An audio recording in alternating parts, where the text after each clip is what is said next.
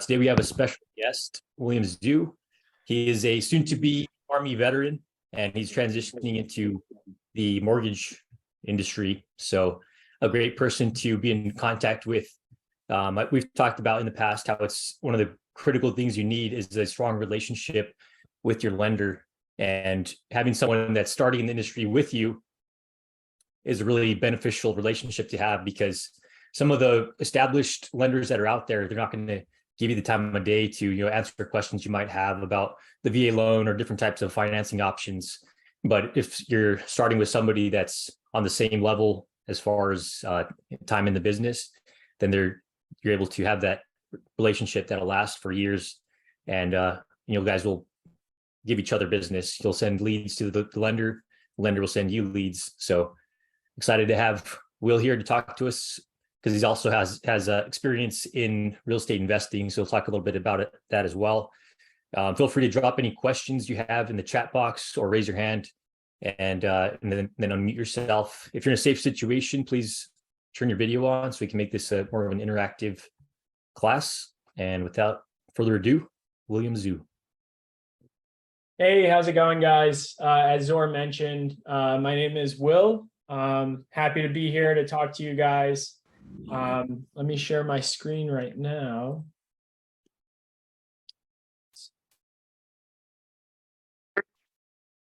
All right.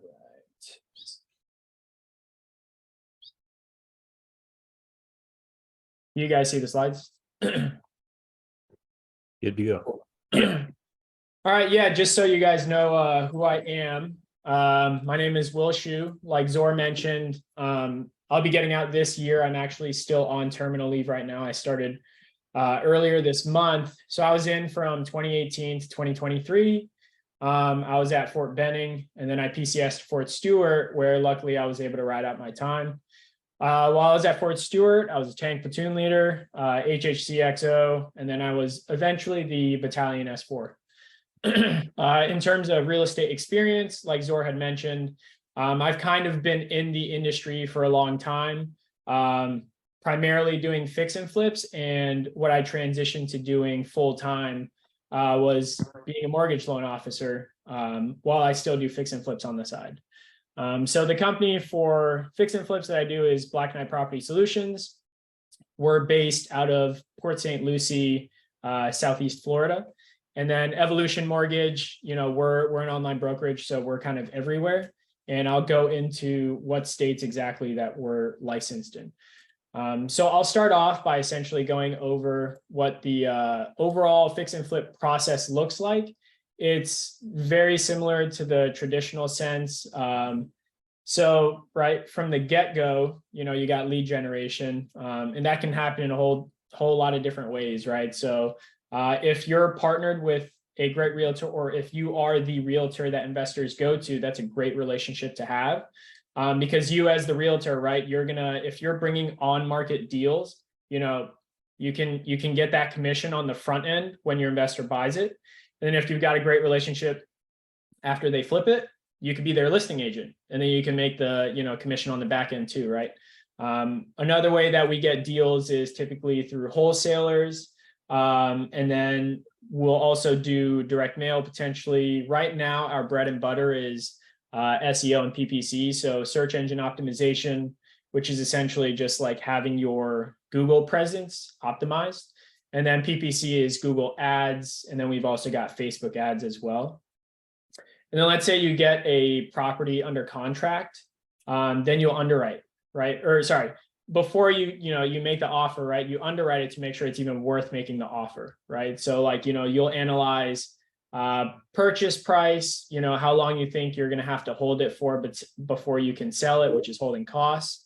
And then we've got purchase closing costs, right? And then you got sale closing costs. Obviously, you have to, most of the time, right, you're going to have to do a heavy rehab depending on what you want to do.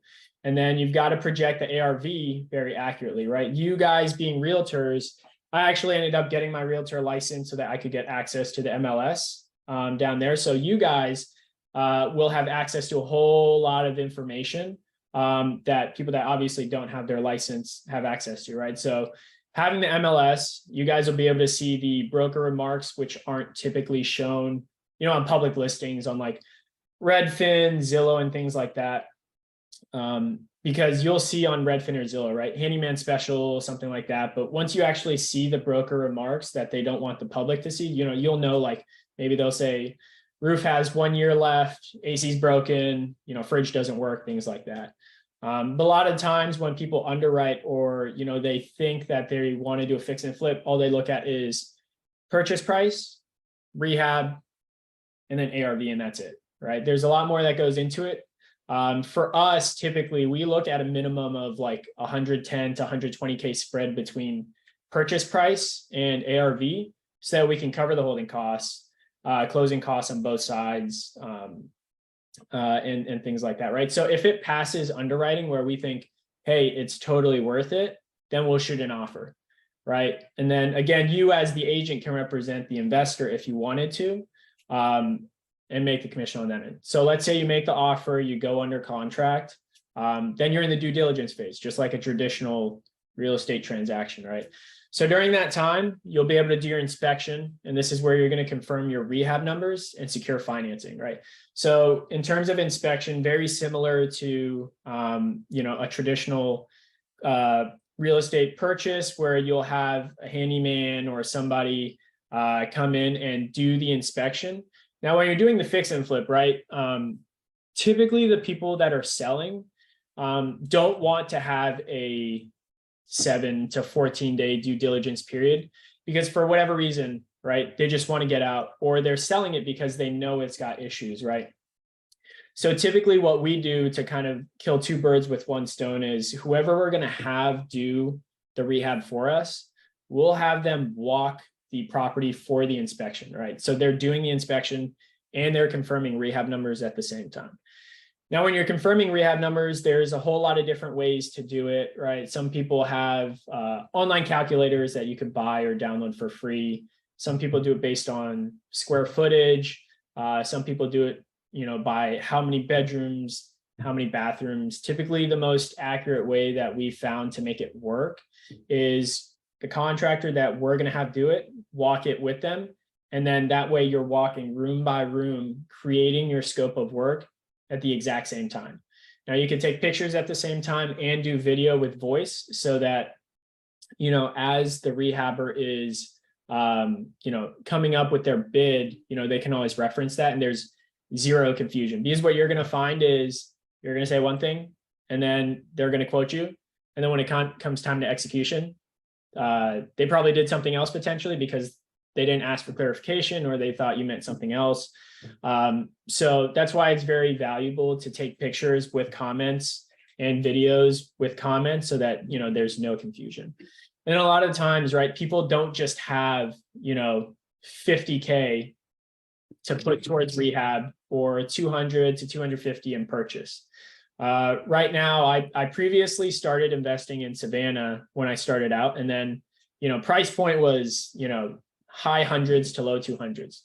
Shifting to Port St. Lucie, South Florida, for those of you guys that are from there or are in the area of Florida in general, right? Like our price point jumped minimum 100K. So our barrier to entry was a lot higher. So there's a whole lot of combination of ways that you can do financing that I'll kind of go into on the next slide. But once you get through due diligence and then you get to closing, right? Traditional closing, you go to a title or attorney, whichever state that you're in. And then you'll go to the rehab, right? So as soon as you close, our goal is, if not the same day as closing, the day after, we'll start rehab. And throughout the rehab process, right? Like if you trust your contractor, that's great. If they send you pictures, videos, that's awesome. But you need to trust but verify, right? So like whether you're doing it remotely, which a lot of people flip remotely, or if you're doing it local, like either you need to show up in person to verify that certain things are done, or if you're doing it remotely, whoever you have on ground to essentially manage the whole thing needs to go there and give you a thumbs up that things are getting done. So that kind of goes into like the incremental payments, right? So like a big red flag for me when I work with contractors or handymen is if they say, hey, I need I need 75% upfront, right? That's just not realistic. And there's a chance that they'll take your money and just walk. You know, I've heard plenty of horror stories where that's occurred, and it's unfortunate, right? So like what I typically do is I come to an agreement with the handyman or the contractor and determine like at what stage do I pay you. What I find is acceptable in terms of like upfront payments is typically like, you know, maybe 30%, right, of total rehab costs, so that they can cover at least, you know, materials that they need to get started, or to cover demo plus materials and maybe a little bit of labor, right? But like what I would do, right, is pay that little bit up front.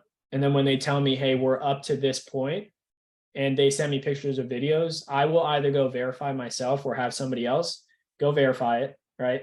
And then once I know that it's done, okay, then I'll send the next payment. I'll incrementally do that.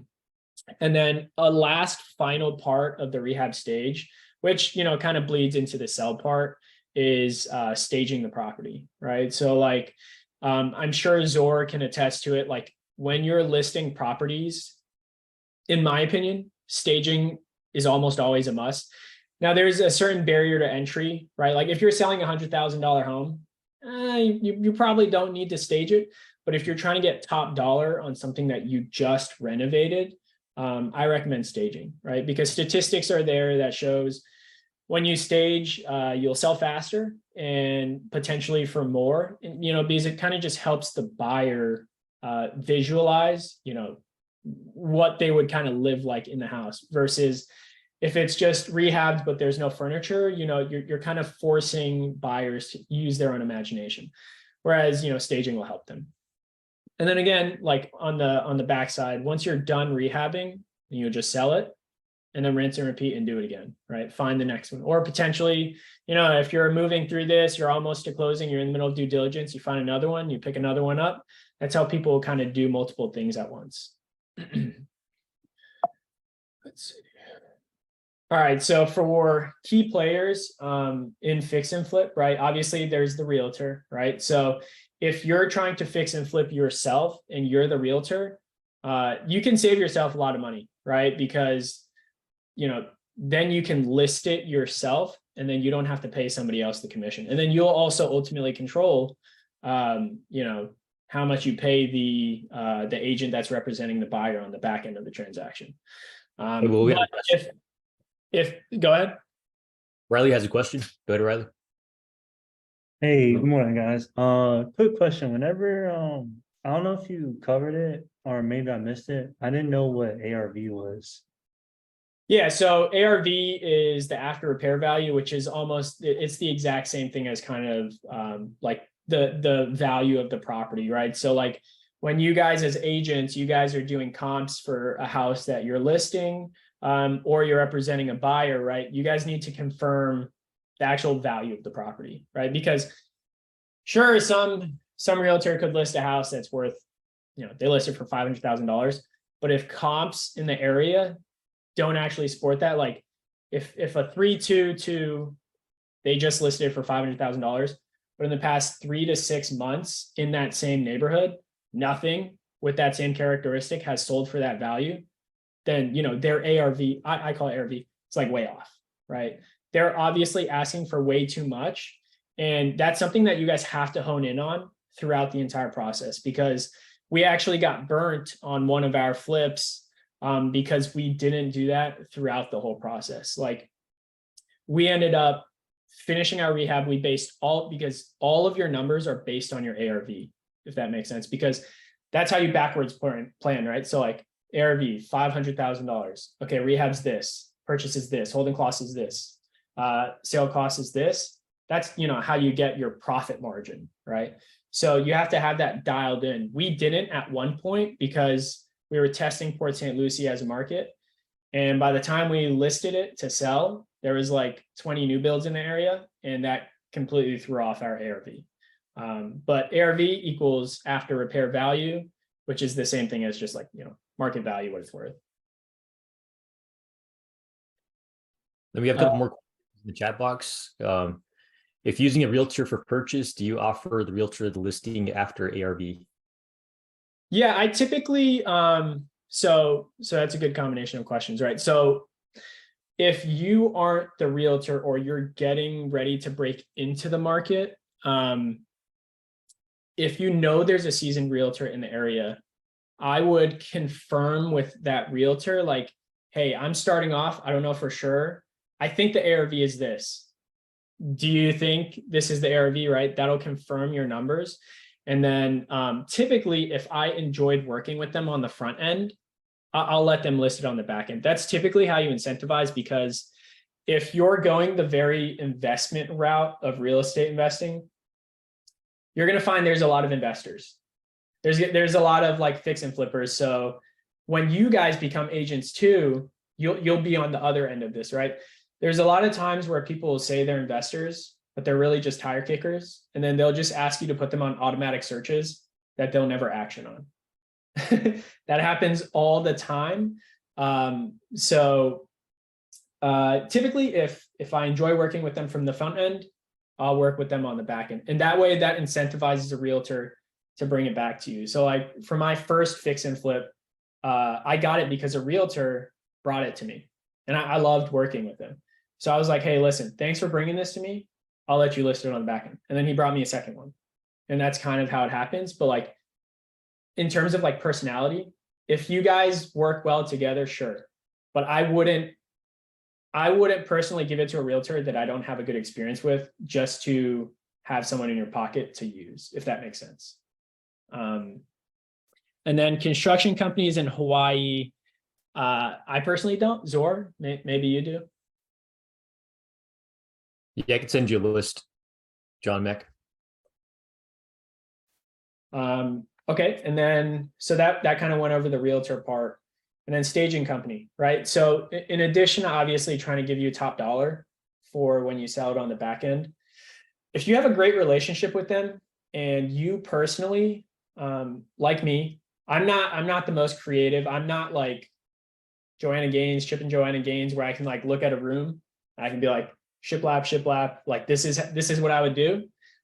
So if you have a staging company that you're cool with, you could ask them for design decisions, right? Because as a staging company, they know the statistics, they know what's trendy in the area, they know what's selling. So if you can kind of rope them in and be like, hey, this is what we're considering doing, you know, do you think I can get away with butcher block countertops versus granite versus quartz, right? Because it's like $3,000 or $4,000 difference in materials right there. And then financier, right? So like I said earlier, not everybody just has 300 or 400K just sitting around.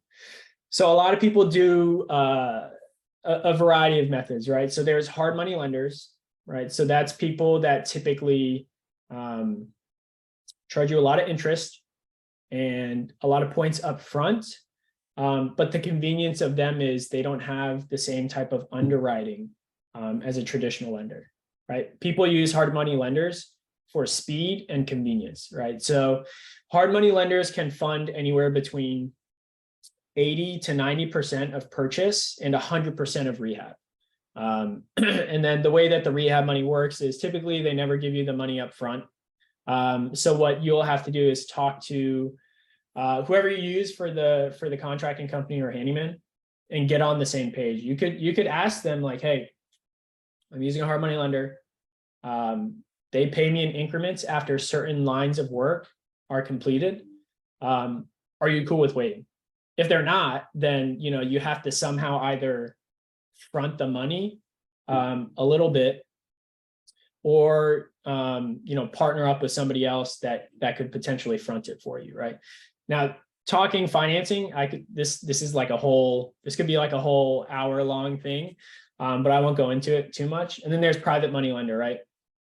I'm not saying go ask Zor for money, but Zor, right, or Nikki, or whoever else in here, John or Jason, right?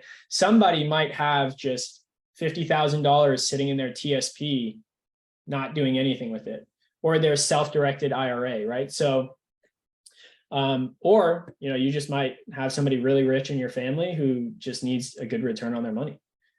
So what we've typically done is, because you need a certain percentage of purchase price up front with a hard money lender, we will do a combination. So we will bring on A private money lender, for example, we have 2 properties under contract right now, and we need about $60,000 for each one to cover closing costs, holding costs, and partial rehab. So what we did was we locked them in with a promissory note, and we're using that to pay the hard money lender. And then that way we're using both methods of, or both types of lender to essentially maximize leverage. Now that there's a lot that goes into it, but when it comes to financing, you can get very creative. Long story short is, right, hard money lender is expensive, but you're paying for the convenience. Private money lender, everything is negotiable. It could be Zor, it could be me, it could be Nikki, it could be Jason or John. It could be anybody, right? So as long as you guys come to an agreeable term, you know, then they could lend you the money. And then you have traditional lenders, right? That well, you go to a local credit union, or you could go, you know, you could come to me put on my MLO hat, where you could put 20 to 25% down, and then just buy an investment property like a rental, and that's it, right? Typically, traditional lenders don't do fix and flips just because of the risk that's associated with it, right? Because traditional lenders still have to conform to, most of the time, Fannie and Freddie Mae underwriting guidelines, which, you know, the house has to be livable, it has to meet certain conditions, whereas typically for fix and flips, you know, normally they're not livable. You know, broken, like, you know, hole in a roof, AC doesn't work, et cetera, et cetera, et cetera. But if you're looking to, you know, do it very passively, where the house across the street, you know that it's livable, it's fine, and you have 20 to 25% down to put, that's a good route. It's safe, you know. Joshua Davis, how are you finding your hard money lenders? So it was trial by fire at first, trial by expensive fees, and then also word of mouth, right? So once you kind of move into the investment space, right, you're going to meet a lot of other people that finance things in 20 different ways, right? So for me, the first one that I used was another alumni that I knew that he runs a hard money lending program, where I just did it with him. Another one, I literally Googled hard money lenders and then just looked at reviews. Now, if you're looking to invest in a specific area, what I would do too is join the Facebook groups, right? There's a bunch of Facebook groups, probably, like for me, example, I'm still right now in Savannah, Georgia. So I joined the Savannah real estate investment page, scrolled through everything. And then I pretty much just looked at, because people are going to ask the exact same questions you're asking right now. So people have asked, like, who's your recommended hard money lender? Or hard money lenders will also post in those pages asking for business. But for me personally, the one that we work with right now, which is Kiavi, we found them from another person that has used it before. So there's a lot of ways, but when you're using somebody that you've never used before, what I would do is ask the person that referenced you to them, or try and ask somebody, you know, if you don't know anybody that's used them before, read their reviews, and then just maybe get a second set of eyes. Or if you want me to take a look at it, you know, I can totally do that for you. So how do private money lender contracts look? Is it contracted? Okay, so we use promissory notes, which is essentially the same thing that most banks use, or lenders use, right? Like you normally sign a promissory note and a mortgage, right? So we essentially have a promissory note that outlines, and I can send Zor a redacted one so that he can push it out to you guys if you want to look at it.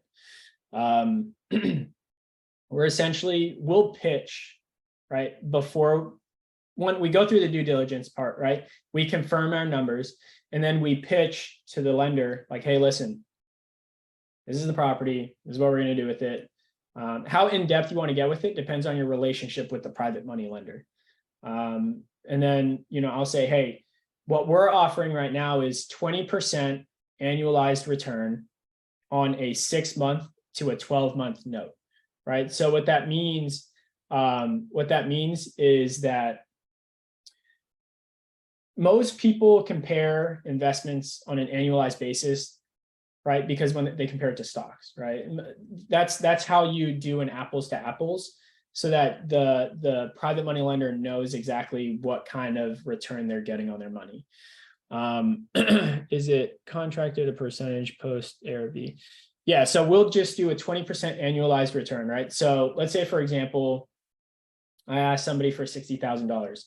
I'll annualize it, but you as the fix and flipper, right? You want to get in and you want to get out, right? So what you need to include in those contracts is no prepayment penalty, right? So yes, if you were to hold on to it for, a whole 12 months, they would get 20% on their money. But if you close faster, right, only 6 months, they get 10% on their money. But in the grand scheme of things, right, you're still allowing them to compare apples to apples, because that's what they would have made if they actually held on to it for a whole year, if that kind of makes sense. That's one way. That's one way to do it. My first fix and flip that I did the combination, right? I had no idea what I was doing. It just worked. Like, it was trial by fire. So I did private money lender, hard money lender. And then I said, hey, instead of giving you a percentage of a return, I will split 50-50 the profits with you on the back end. So what I did was I had a whole spreadsheet and everything, and I kept it very transparent so that he could see all the transactions that were going on. So he knew on the back end, like, okay, he didn't waste money on this, he spent money on this. This is actually 50-50, right? So how you do the contract is very subjective to how you and the private money lender, kind of want to do it. And then all of my contracts are through an LLC. Typically, if you do a hard money lender, it's very rare, at least that I found, that they will do the contract with you in your name. Typically, they require that you're doing it in an entity. So right now, everything that we do is in Black Knight Property Solutions, LLC. And then you also got to get a fast and reliable property insurance company, because hard money lenders will require you to have homeowners insurance. It doesn't have to be occupied, right? Homeowners insurance, because you're not going to be occupying it. But you need to have one that has quick turns, right? Because most people want to get out of houses fast, right? So you got to get one that does things very quickly. So for National Real Estate Insurance Group, they're essentially like an insurance brokerage that we use, where you can go on their website, you fill out an application that has all of the property characteristics.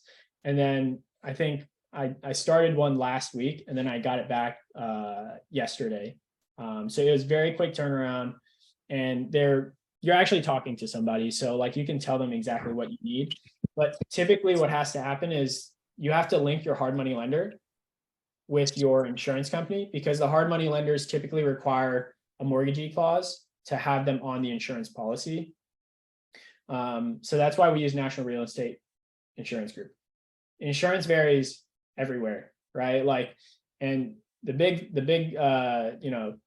thing that kind of catches you off guard sometimes if you're not looking for it is flood insurance, right? So if the property is in A or V flood zone, then you're just expect your insurance to go up another like $200 per month, right? So then you got to factor that into your holding costs. That's going to change that.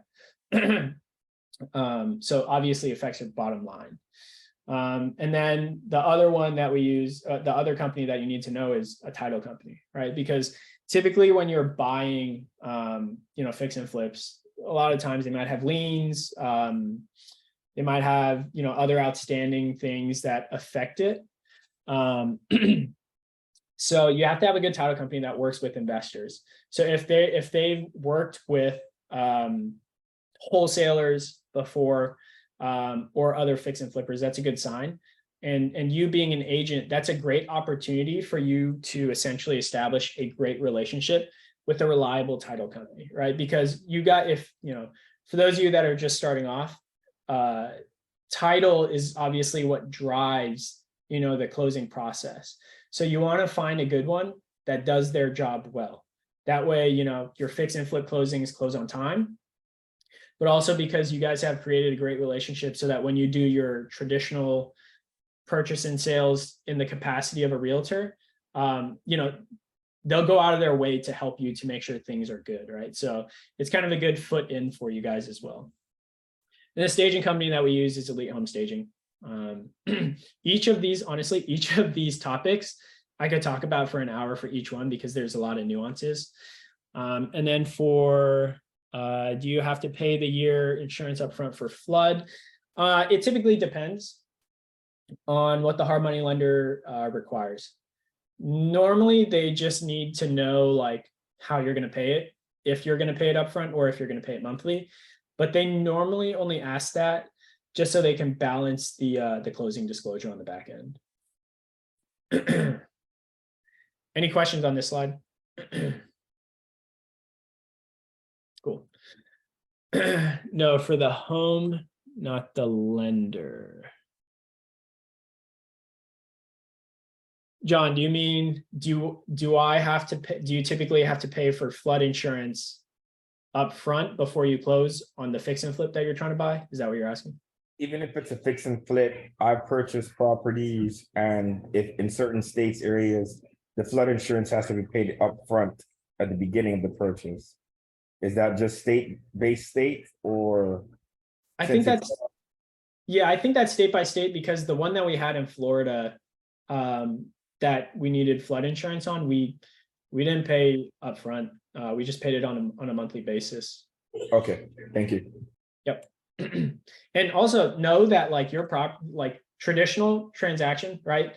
As a regular buyer, all this stuff is put in escrow, but as as a fix and flipper, none of this is in escrow. So it's up to you to one, to set up the automatic payment, which you will with the hard money lender if that's the route you go, for your interest only payments.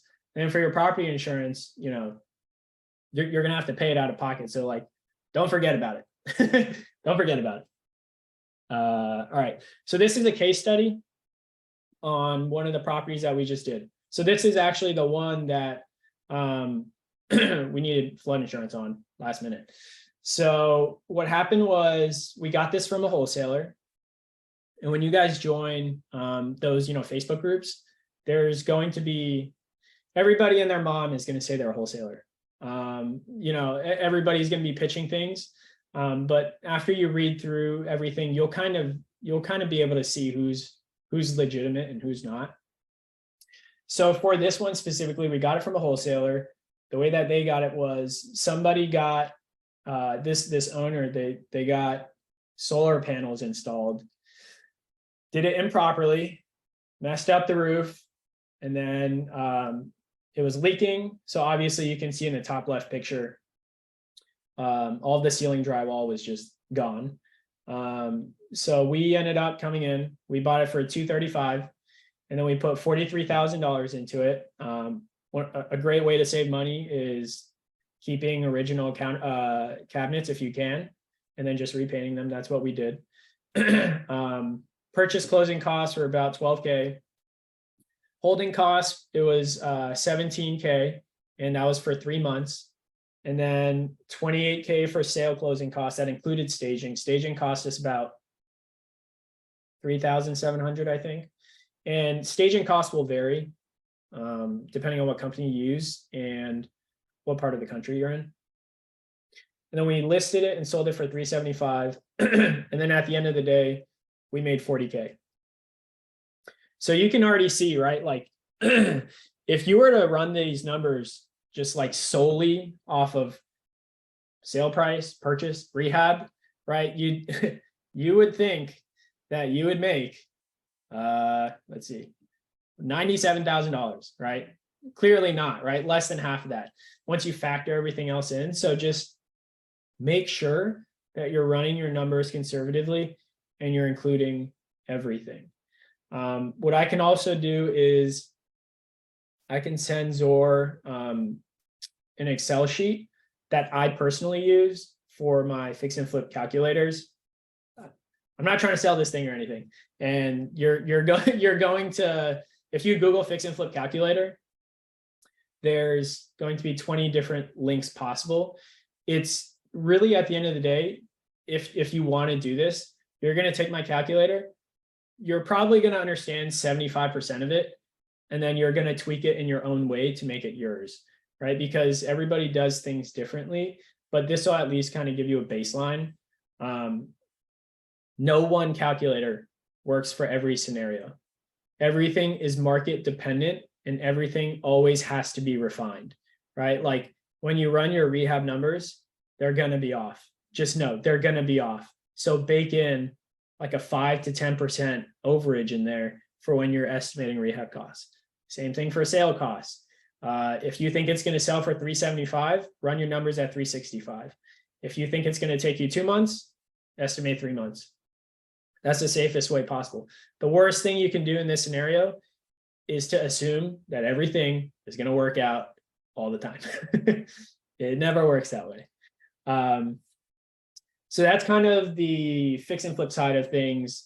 And I can take more questions on this at the end. So I'll kind of transition to kind of like the other hat that I wear, which is the MLO hat, right? The mortgage loan originator. So the company that I'm with is called Evolution Mortgage. And who are we? We are your future preferred lender, if you would like. We are a veteran-owned and operated company. We're a very flat organization. So we've got a total of 5 people. We've got 3 MLOs and 2 processors. Being that we're so small, you know, we don't have very much overhead. We're not baking in extra fees so that you can pay for, you know, our corporate building or anything like that, right? So we're founded on the goal of giving people the best rates out of the gate and with the best customer service. Because we are only 5 deep, like if, you know, whether it's you or whether it's, you know, one of your clients, if you're working with me, I stay with both of you, right? From the beginning to the end and after, if you want to refinance, you know, 6 or 8 months later. And we can talk about that in a little bit. But yeah, so essentially we're founded with the goal of having best rates and best customer service. What products that we offer? Excuse me, primary residence stuff. We have VA loan, FHA conventional, if you want to buy a secondary property, and if you want to buy investment properties. Now, we are not a hard money lender, right? When I say investment properties, I mean like the traditional 20, 25% down. VA loan is our bread and butter because all of us have used it ourselves before, and we've originated just a ton of VA loans. So we know what we're doing with that. As of right now, we're currently licensed in Alabama, Colorado, DC, Florida, Georgia, North Carolina, Tennessee, Texas, and Washington. And we are expanding to more states.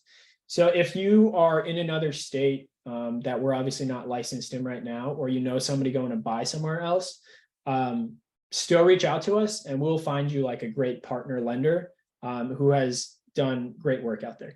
We do not do US Virgin Islands. I'm not sure if that's on our chart, but I will find out and I will let you know.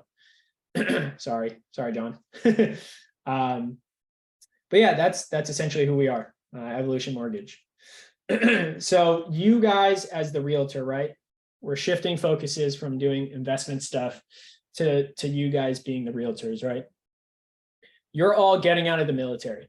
So the expectation, right? Well, one, right? When you pitch yourself, you're going to be able to use, right? Like veteran owned and operated, veteran realtor, VA loan, things like that, right? That's what people are going to look to you for.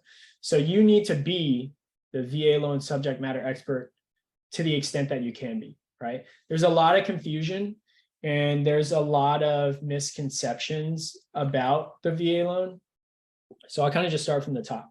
So there's entitlement, right? So entitlement in general can be very confusing, but kind of like the bottom line that you need to know is if you have an unencumbered entitlement, which means you have never used the VA loan or there is no home that you own in a VA loan, then that means you have unencumbered entitlement, right? And when you have an unencumbered entitlement, you can literally buy $1 million home. There is no price limit, okay? The only limit is what you can qualify in terms of obviously your credit score and your debt to income ratio, right? So at the end of the day, if there is no entitlement being used, you can buy whatever you want at whatever price point if you qualify for it. So like if I've never bought a house, I could be like Zor, I need a 322. Find me a 1.1 million, right? I can use the VA loan for that with 0%, zero down payment and buy that as long as I qualify, right? With the debt to income ratio. And then there's also secondary and remaining entitlement, right? So after you purchase a home, the entitlement that you have used is typically 25% of the loan amount, right? And then you have remaining entitlement.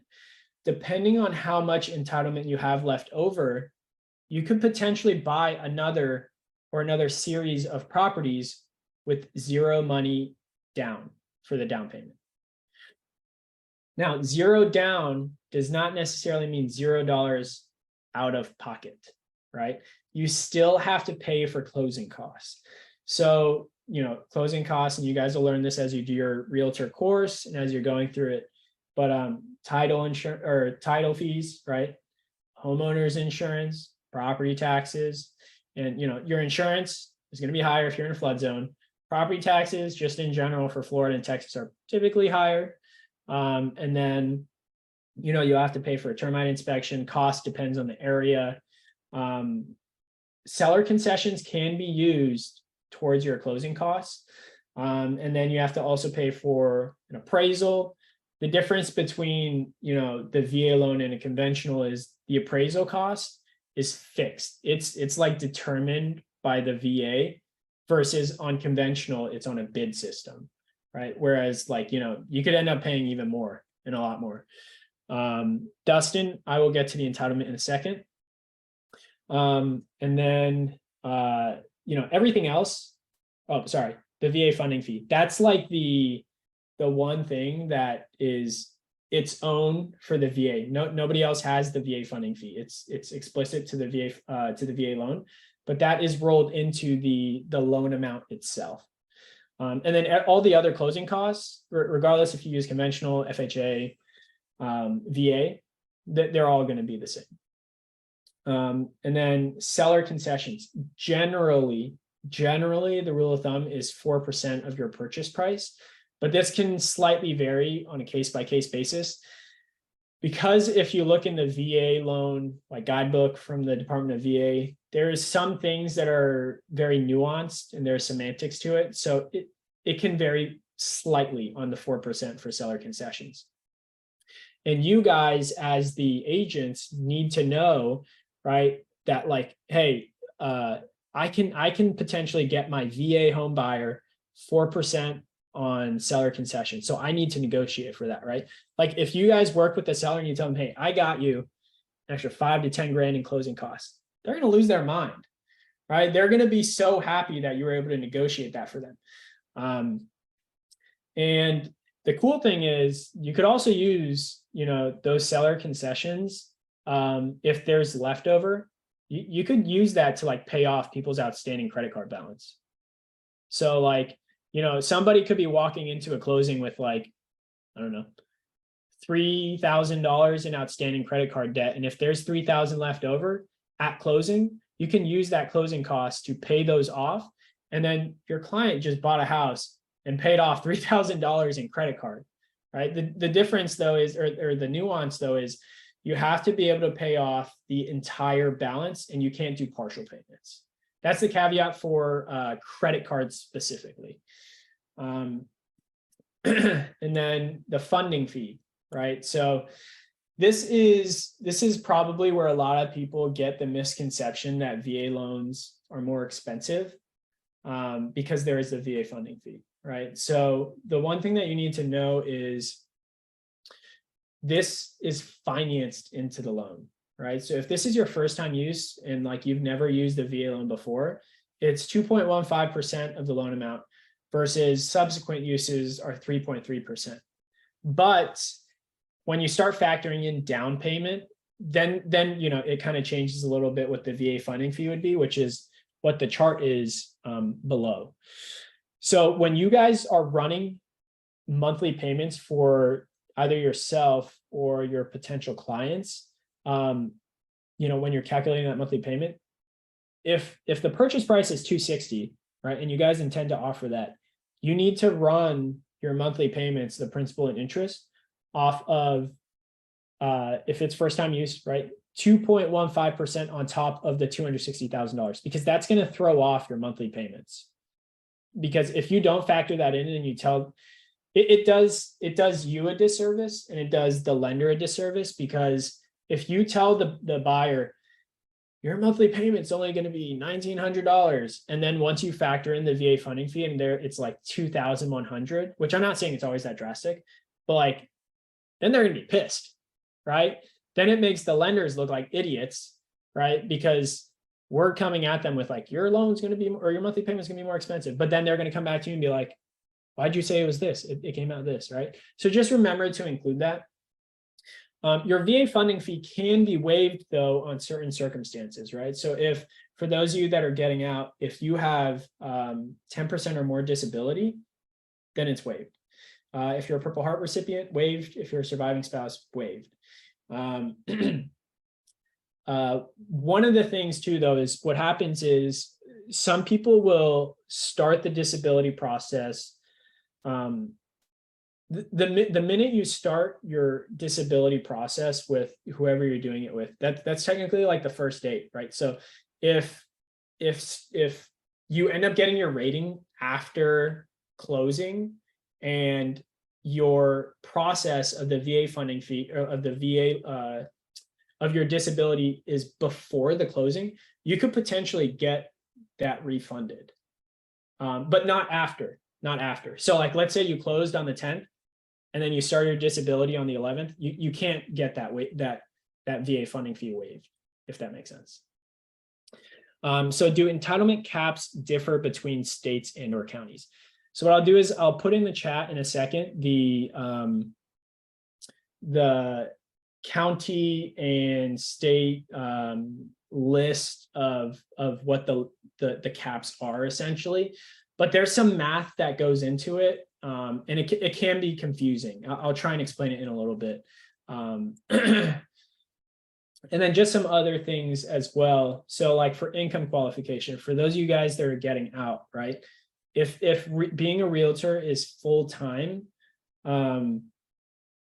it's going to be difficult to use that. You're not going to be able to use that income to qualify you to buy a house, because if you're 1099 or you're working at a commission-based income, you have to have 2 years of tax returns to show that you've had that consistent pay, right?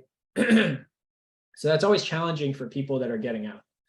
But if you're going to a job that's commission plus salary, we would only, I just realized I spelled salary wrong. You would only be able to use salary, the salary portion of it, until you have 2 years worth of commission, in order to use that commission portion of it. For those of you that are getting disability and retirement, once you get an official rating and you have documentation that shows like, hey, every month I'm going to get this, like, then we can use it. But if like you're buying a house and you're like, I'm working on my disability, I don't know what I'm going to get yet, we can't use that, unfortunately, to qualify your income. Now, the good thing is you can use your spouse's income, but your entitlement, right? So let's say your spouse is making, consistently 80 to 100K, a year. You can base your loan off of her debt to income ratio, but still use your entitlement, right? Use her income or use their income, and then, use your entitlement where you put 0 down. So you can do that to kind of offset it. That's what a lot of people end up doing. And then in terms of eligibility, these are in general, right? So typically, if you're active duty, if you're a veteran and you're discharged under conditions other than dishonorable after either of those times, and then for reserves or National Guard, you have to have been doing it for 6 years in active or drilling status, and it has to be honorable discharge. There is something that's called the certificate of eligibility that, unfortunately, you guys as realtors can't personally pull for your client. Now they can, reach out to, go on the VA website and request it if they wanted to, but typically it can be a pain in the ass if you don't know what you're doing. So what you guys can do if you'd like, send them my way if they don't know what their eligibility is or how much eligibility they have left. Send them my way, and then I can pull their certificate of eligibility for them to show them exactly what how much eligibility they have left and how much how much they can afford to buy without a down payment. So I'd be happy to do that for you guys.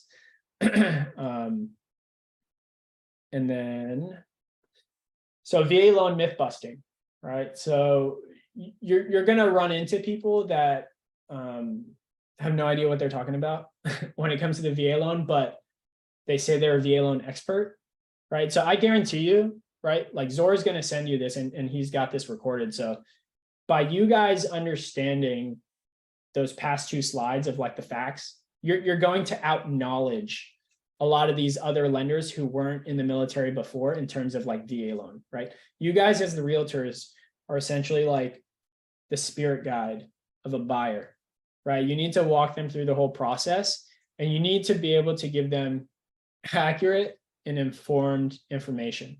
So for myth busting, right? A lot of people are concerned about the appraisals coming in low. I have consistently seen plenty of people actually have VA loans or VA appraisals come in higher than the offer price, right? So they literally walk in with equity. And in the event that, the appraisal does come in low, there's 2 rebuttal opportunities, right? It's not like it came in low, you're screwed, you got to break contract, right? There's something called tidewater, where essentially the appraiser from their initial look, they'll be like, hey, this is coming in low. Agent, I need you to send me 3 of your best comps and I'll consider it, right? That's rebuttal opportunity number 1. But that's going from you to the appraiser, and then the appraiser will make their decision and then reevaluate. If it still comes in low, then we have something called the reconsideration of value, right? So it's essentially the same concept as Tidewater, but you're submitting it directly to the Department of VA.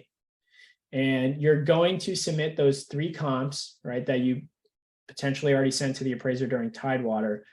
And you're going to send essentially a letter explaining why, listen, I'm telling you, it's worth this much. The comps support it, because I would love to believe that every appraiser is the best appraiser and they follow all the guidelines, right?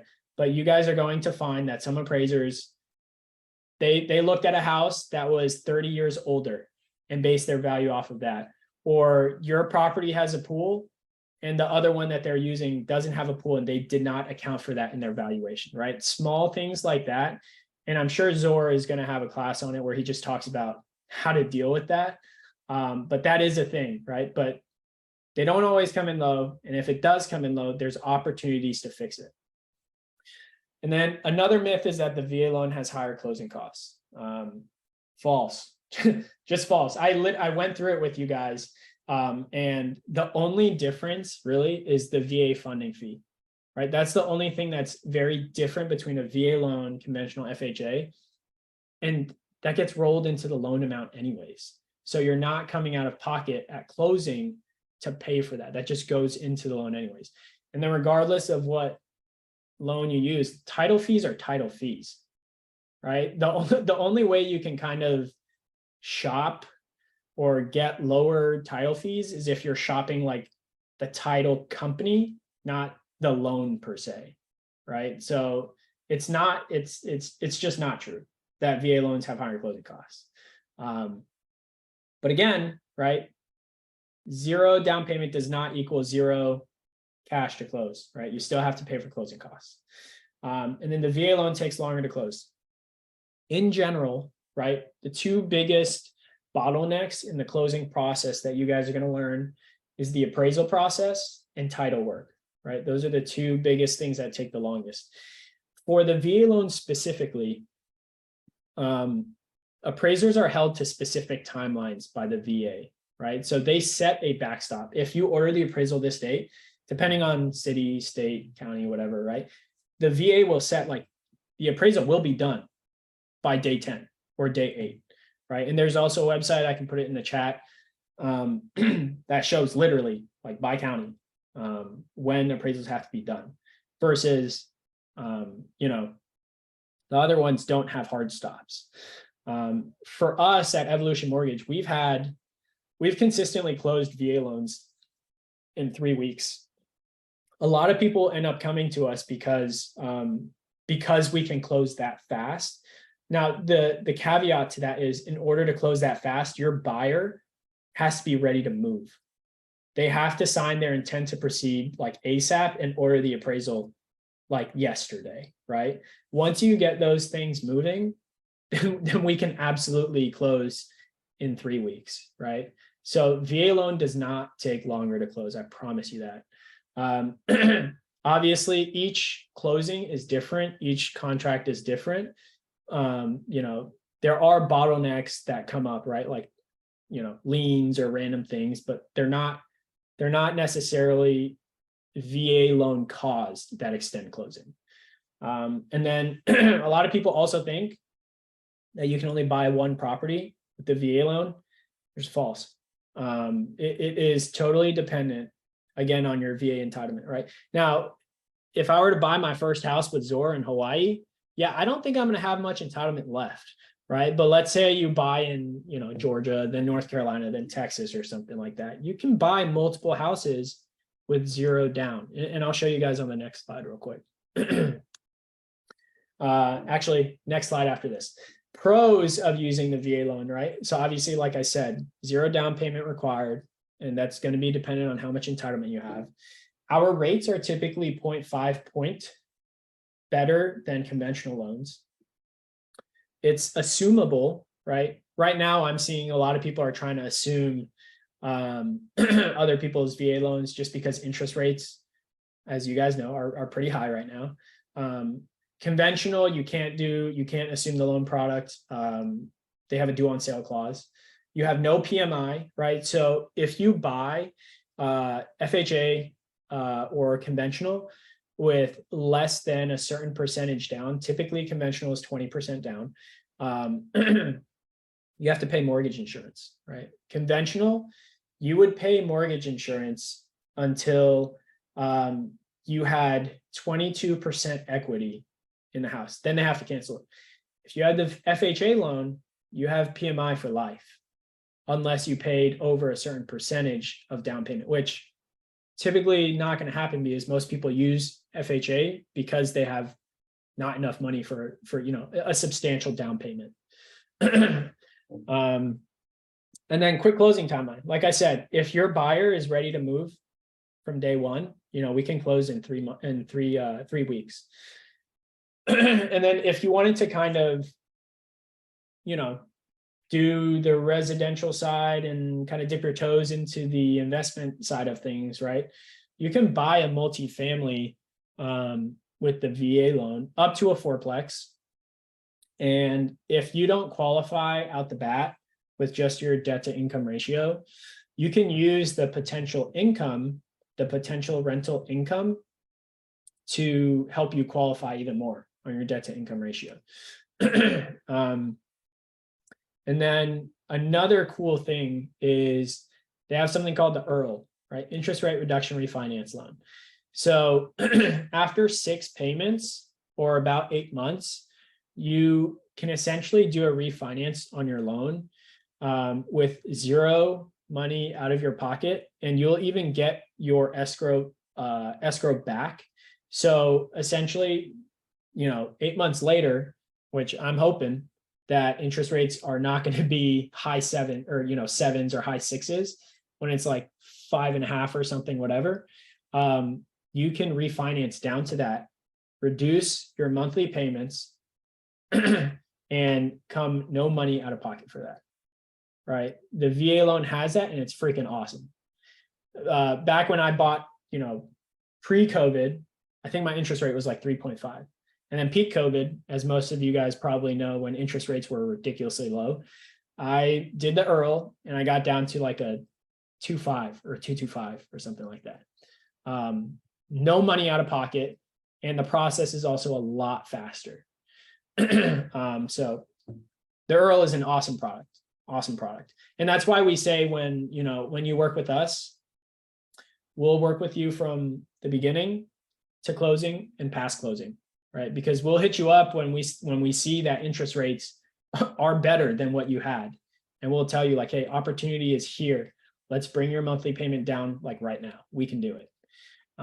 There's the pros of using the VA loan. There's also a bunch of other ones, but these are kind of like the highlight points.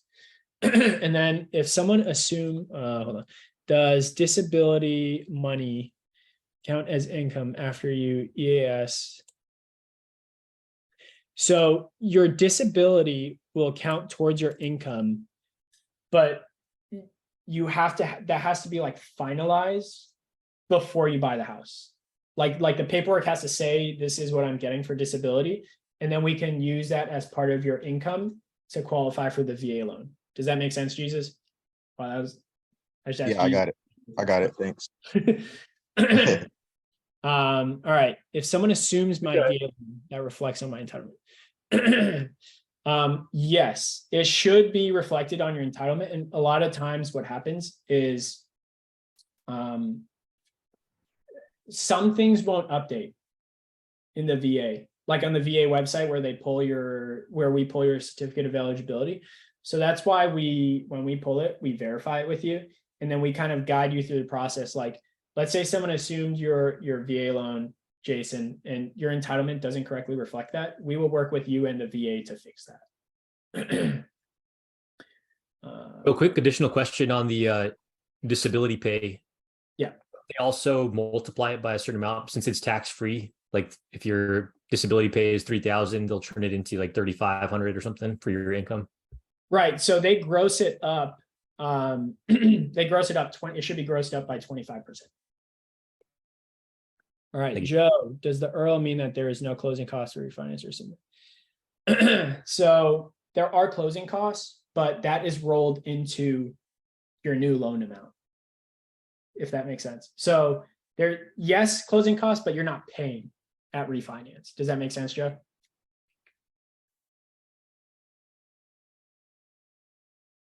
They give you a thumbs up. Oh, okay. All right, cool. All right, let's see. All right, so one of the other things, right, that I mentioned earlier is you can buy multiple properties with zero down.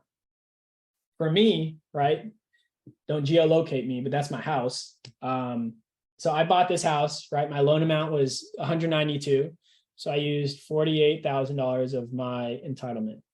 Let's say I PCS to Fort Cavazos and I wanted to get this quadplex right here, right?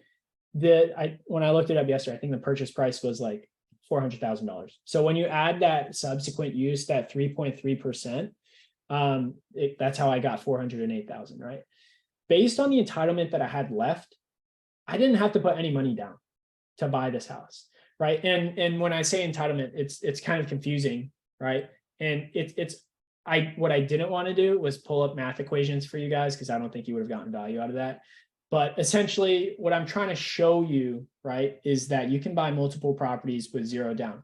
Now, when you max out your entitlement, and let's say I wanted to retire in this nice home in Raleigh, North Carolina, right? I ran out of my entitlement. I ended up using it all up. And then there is a certain percent, like a difference, right, between the purchase price of this and how much past my entitlement I used, right? So let's say the difference was $100,000.